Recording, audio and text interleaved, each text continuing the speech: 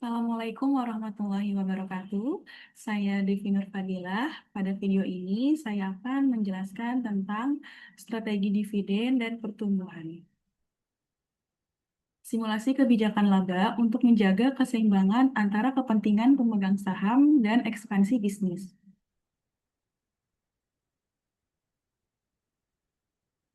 Jadi kondisinya latar belakang perusahaan mencetak laba besar, tetapi juga ingin ekspansi. Saya akan menjelaskan kepada Dewan Direksi tentang kebijakan dividen, apakah dibagikan, ditahan, atau kombinasi. Lalu saya akan memberikan pilihan kebijakan dividen dan dampaknya bagi investor dan pertumbuhan perusahaan. Jadi kondisi perusahaan, simulasi asumsi untuk menentukan kebijakan laba.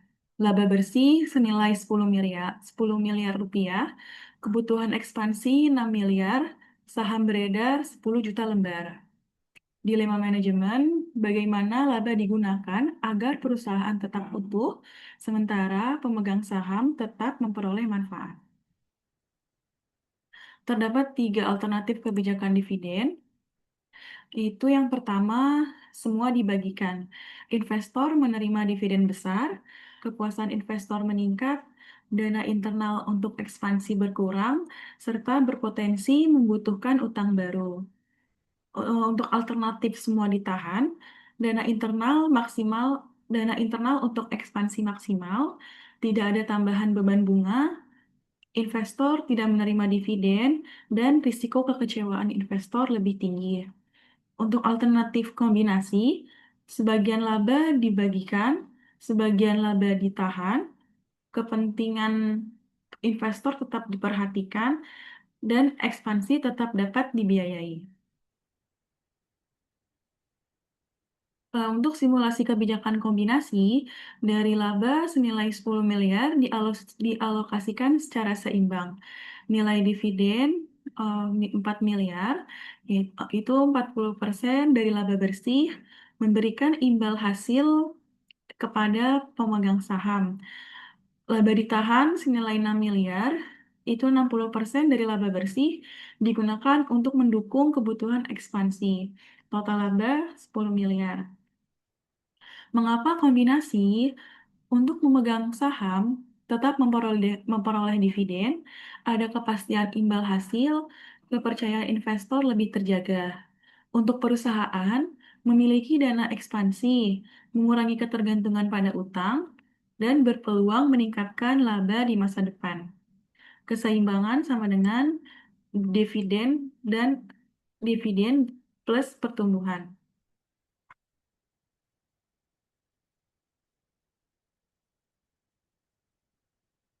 Strategi jangka menengah, yang pertama itu menjaga dividen, mempertahankan pembayaran pada tingkat wajar.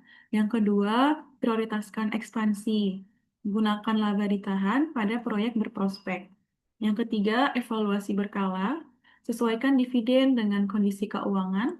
Yang keempat, ukur hasil, yaitu pantau pertumbuhan, penjualan, laba, dan nilai perusahaan. Strategi komunikasi kepada investor itu transparan, menjelaskan alasan sebagian laba ditahan dan tujuan ekspansi. Lalu terukur, sampaikan target penggunaan dana dan indikator keberhasilan. Yang ketiga, konsisten, berikan pembaruan hasil ekspansi dan evaluasi kebijakan dividen. Pesan utama, laba ditahan adalah investasi untuk pertumbuhan, bukan mengabaikan investor. Rekomendasi Direktur Pengembangan Bisnis. Pilihan kebijakan dividen kombinasi senilai 4 miliar, 6 miliar laba ditahan, menjaga kepentingan pemegang saham sekaligus menyediakan dana untuk ekspansi. Sekian dari saya, terima kasih.